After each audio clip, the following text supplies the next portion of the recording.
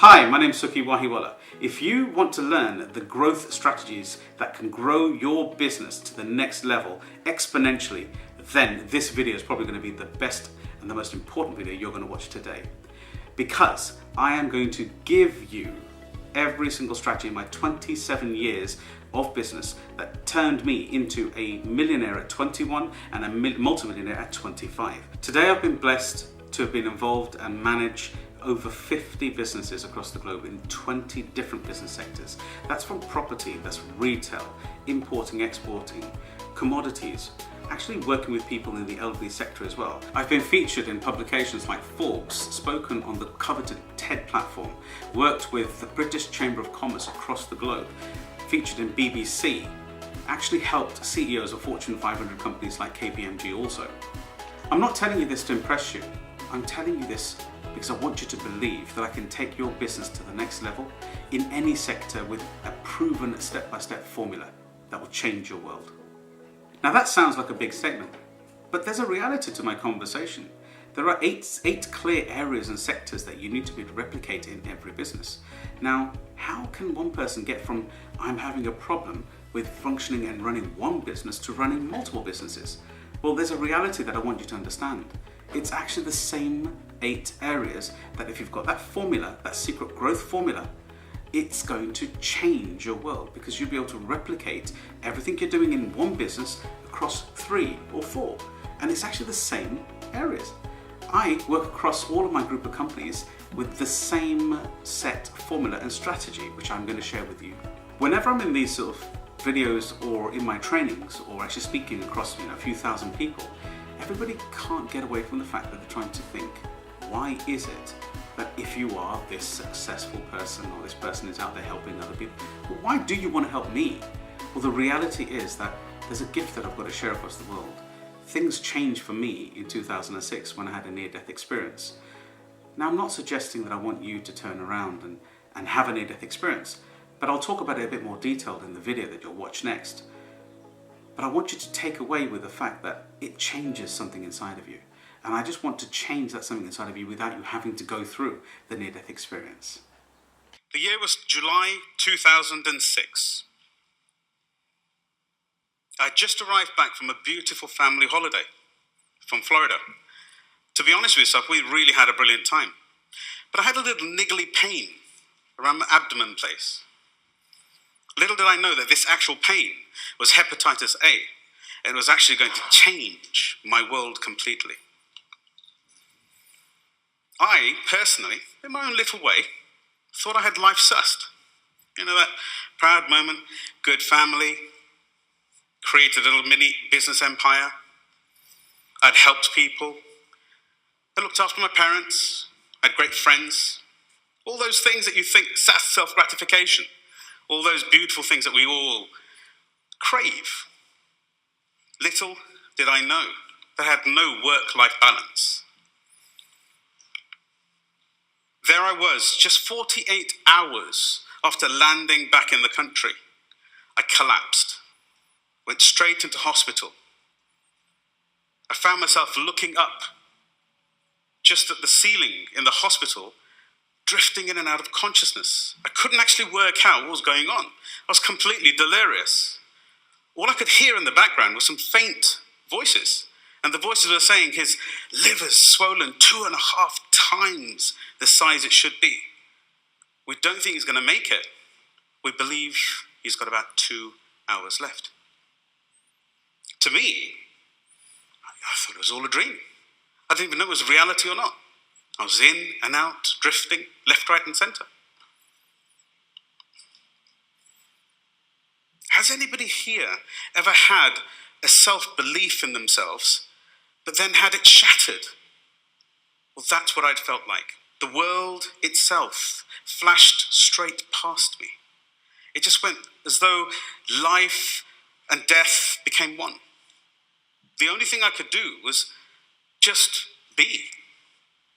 I started to actually accept death as a guaranteed. And I don't wish this upon anybody, but I'll tell you now, it was a gift in disguise. Working, day in, day out, relying on nobody but myself. Now I was in a position where I was thinking, who could I genuinely rely on? My brothers, my sisters, my nephews. Who could I actually rely on to look after my beautiful family, to look after my parents whilst I was gone? It's an odd place to be. I couldn't help but to wonder, as a British-born Sikh, somebody who had created something, some kind of success in my world, that was it all worth it in my short 31 years of life? Working 7 days, as hard as anything, building, just mindset focused, completely driven to achieve what I thought were the real gains of life. Putting myself, my family, but my health, the signal came to me via my hepatitis A, my health second fiddle to everything else in business. The question is, was it truly worth it? After being away from my family for 8 whole weeks, in hospital, sedated, 3 weeks on the drip, in and out, 2 blood transfusions, and a whole year away from my businesses, my memory felt completely shattered. I was constantly on morphine. Anything, 7 different types of medications, none of them were fixing anything. Every one of them was just giving me a new way of life or containing the pain that I was feeling. For me, I was thoroughly overjoyed when my doctors gave me the all go. You can go back to work. I thought, wow, life can go back to how it was. I'll feel great again. Little did I know that somehow I had forgotten. I had forgotten, through my brain being shattered, my memories being all over the place. I'd forgotten actually what I thought was the method or the blueprint of actually being a successful entrepreneur, if there is such a thing. My mind was in a constant state of distraction, constantly getting distracted by the simplest menial of tasks like email. I found myself looking at screens, just looking at them, doing nothing, a bit like the monkey we were talking about earlier on. Even phone calls and texts, I drift in and out of conversation. Yeah, sure, let's buy that, maybe. What were you talking about? I'm sure we've had these moments. That's exactly how it was, but this is nothing like me. My staff, they'd come in for a simple meeting, what should have took a yes or a no answer, 5 minutes later, I'm still thinking about it. Procrastination had truly set itself in. The inability to take the action in the now. Looking around, everyone's thinking, have you ever been in that position yourself? We heard earlier on that virtually everybody is a procrastinator, and I believe we are at some level. Multitasking, this is what came to me. I started shoveling papers and plates this side and this side, and when it started slowing down, I'd run and do this one again. So I thought, that's it, I'll get back to doing lots of things. Rushing around, trying to get things done. No, didn't really work. All it did is it created even more disillusion. I was distracted even further. I was training myself to not be and not take action.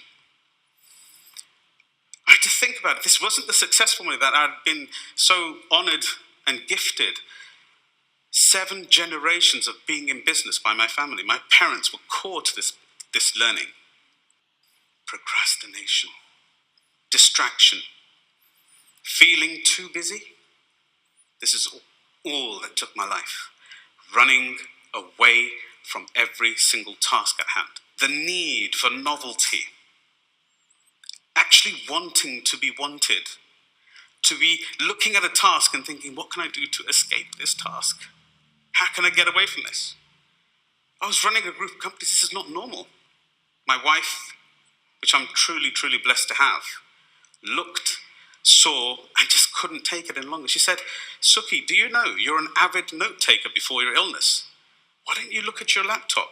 And with that, she plonked my old laptop straight in desk to me. And yes, it was a PC, but nowadays it's a Mac.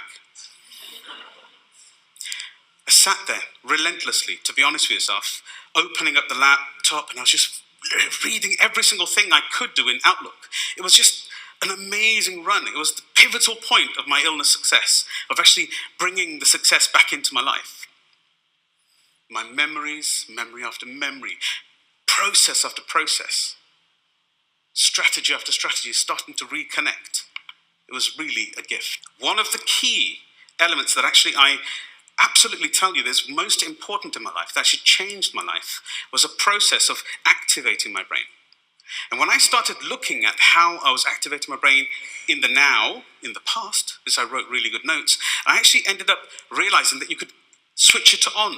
You can get laser-like focus whenever you needed it. So this is the key that I'd like to speak to you today about. It unlocks your unlimited ability to be able to achieve and do whatever you want. Time. I'll talk about that a bit later, a beautiful variable. So, the urge of actually working out, which I thought was the first step of how and why I was actually being distracted, was key for me. I started looking into research, and I found some research by the University of California by Professor Gloria Mark.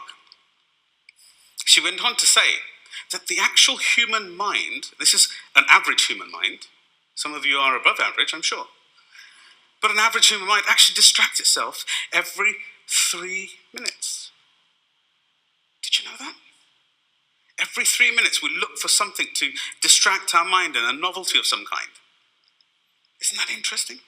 So when we're distracted, how long do you think it actually takes us to get back into focus? 15 minutes. Can you imagine getting distracted and running a 15-minute loop, but actually getting distracted whilst you're in the middle of that loop? Kind of just carries on, right? Well, welcome to what's happening to me. I was starting the day and finishing the day, only achieved a handful of target items. I was in my loop, never-ended, infinite loop of time wasting. Starting something, 3 minutes getting distracted, 15 minutes into the journey, distracted again, 15 minutes into the journey, and distracted again. I call this the candy floss effect. It's an effect of a little bit of sugar, which gets puffed up, and you fill up the whole of a beautiful ball of candy floss. It's just like that, 3 or 4 tasks, and we spend all day doing it, in that mindset of the monkey of procrastination. This is why I started multitasking. So what is multitasking to us as human beings? It's that ability, isn't it, between doing 2 tasks at the same time. But actually when we're moving ourselves consciously between one task and another, there's a little space in the middle, and that space I call twitching. It's when we're actually not sure, am I in this task or should I start this task? You're stuffed in the middle. This actual time, every single day in an average human being, takes and distracts and holds 30 minutes every single day. That's nearly, well, it's over 1 week and nearly 180 hours a year wasted twitching between one task and another. Multitasking is amazing, right? Institute of Psychology of University of London found that multitasking actually splits the prefrontal cortex when you're trying to do 2 conscious things at the same time. It actually reduces your ability to focus by half.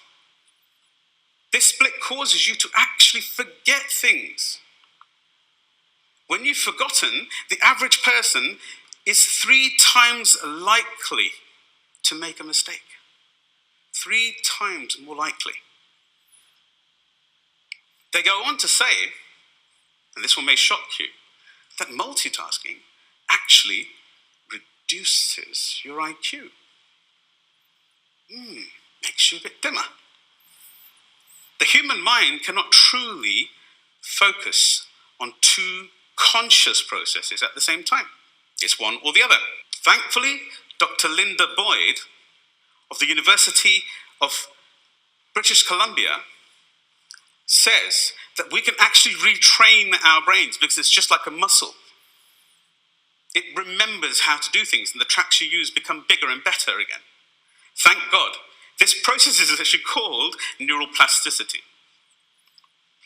So I retrained my brain. The process that actually became a formal process of 7 steps is called the daily focus time. This is what I want to share with you today, and it's 7 key steps. Step 1, always start with a clear question that is encouraging a decision of some kind, usually a task at hand or even a challenge. After you've got the clear question, step 2 is actually to grab a piece of paper, yes, paper, not the Mac or the PC. The best thing is to use a pen and paper. There are 3 elements in there: Cartesian logic, that your mind thinks it, which is digital, and it gets through into an analog situation, your muscles, and then you visually see it back when you write it out. This actually allows you to remember it that 3 times again. You can even draw a mind map if you're a visual type person. That's not a problem either. Anything and everything that comes to your mind. So this is going to be an exhaustive big list. Step 3, select the 10 important tasks that need to be done today and now. Now, take them, pop them onto a separate piece of paper once again, using pen and paper. Throw away, you need a little bit of courage, throw away the big mind map of tasks. That's strange, isn't it? Because I found I could retrain my brain to remember things again. And I could trust it, because as I made the list the very first time, it helped me remember the information then. So I can do it again, can't I? Because it's a muscle, our brain. You will remember. Step 4, reduce those 10 tasks to 5 of the top tasks out of that list. Now here, you take a little break. You increase the RAM of your brain again. Get away, do something different. Watch TV, go for a walk and have a chat. When you come back to your desk, pick up the list again. Now here's step 5. Step 5, you got it, we're reducing it again, down to 3. So now it's just down to 3 most important priority tasks. Once you have them at hand, step 6 is now to put them into order. So you started with a big list, you're reducing it down to 10, reducing it down to 5, now to 3. And you put them in order of 1, 2, and 3. Most important. Step 7, quite important actually, is to immediately do it. Now. Not all 3, just the 1. Consciously, we can only think and align 3 things. Do the 1 task, complete it, get on to the 2nd, and then get on to the 3rd. There's a hidden 8th step actually. And it's actually repeat at will. Do it again and again. Every time your 3 tasks are done, start again, create another 3. That seems really simple, doesn't it? But it's usually the simple tasks, there are simple processes that are actually quite easy to follow, but have the best results. It's a really simple process, the DFT. In my own experience, I realized that I could enhance this by actually creating a space around myself where I didn't get distracted. I had just my laptop, just my machine, all switched off. My mobile phone was off as well. Pen and paper. This is what I call the power space. I started doing things quicker. Not slower, but by doing them quicker, I did it in quicker time as well, which meant I could do most of my work in the morning, and then I had an afternoon free. This allowed me to actually slow my brain down in the afternoon, or vice versa in the morning, and spend more time with my family, the stuff that really was important to me. So there, a year later, I'm sat at my desk again. My businesses are in front of me, but somehow I don't know what to do. I don't want to step forward. I ask myself a deep, deep question. Are you actually doing what you want to do in your own lives? Time is a finite resource. Kind of one go at it. Am I spending it wisely? I genuinely believe every one of us has the opportunity in our life to achieve anything we want to do, using any strategy that we believe is true. The key is to believe. Dr. Martin Luther King said very, very famously, always believe with deep integrity and self-worth. Bringing it back to the original question I had, was it really worth it? Was it worth all those 7 days pressurizing myself, achieving? watching the world disappear, making no real constant memories. And I'll tell you now, it was worth the gift of the illness. It slowed my world down, and it was worth every single time. The gift of the illness gave me the opportunity to slow my brain down and see things in the present, in the now. Actually enjoying my time with my children, understanding the true meaning of my life. Being present with one of my children for 1 minute in a focused manner was worth more than an hour or half a day in a distracted manner with a mobile phone stuck to my head. There are important things in life, more than money, more than just ambition. I wanted to see the world through the eyes of other people and the place of contentment and peace instead of this constant chase of creating something. Focusing on things that I didn't have instead of the things that I do. Respecting your life for what it truly is the key. I should try creating new things with an unrivaled ambition and innovation. Since my rebirth in 2006, I've asked myself this question daily. Am I actually being present in the moment? And I can safely tell you right now, I'm enjoying this. I am being present in this moment. Before I wouldn't have. Am I making use of my time now? Am I really making it count? My name is Sukhi Wahiwala. Thank you very much for listening. Thank you for watching the video, but I do not want you to sit there thinking, wow, that was kind of cool, it was a good video, or it was just a little too simple. Now, we all understand the flow of if you make it complicated, it's usually because you don't truly understand it. So I really want to get through to yourself that keeping things simple doesn't make them of less value. Those 7 steps are so easy to follow so that you use them. Now, I'm going to give you a little key of how to use the video properly to your best advantage. If you can rewind back after watching the video, rewind back the TED Talk to the point where I give you the 7 steps. Listen to the 7 steps again. Then, once they're finished, go back and just take and pause after each one of those steps. And all I want you to do now is to take some action with this. Please, please, please grab a piece of paper and do it now. Grab a piece of paper, get the pen, and if you're a list maker, make it vertical. And if you're not a mind mapper, then turn it sideways to landscape. But please take that action now. Take those 7 steps and use this to take yourself into laser-like focus. It's going to change your world. Now, in the next video, I'm going to show you how to sell without selling. Now, we all agree that selling itself is the key, it's the bloodline to any business. So if you're not focused on selling or you're finding it hard, the next video is going to be the right one that's going to unlock your potential. I will help you to understand how to dramatically increase your sales without being, I suppose, that salesy type person, realizing that you are not having to sell anybody, but simply to help them. Even when a customer doesn't actually buy from you in that moment, as long as you've helped them and you've moved them forward in life and actually really committed to their rapport and actually trying to help them, then they will actually come back to be a future customer for you. So I'm so excited to let you know that this is what we're going to cover in the next video, selling without selling. So see you in a few days. Bye.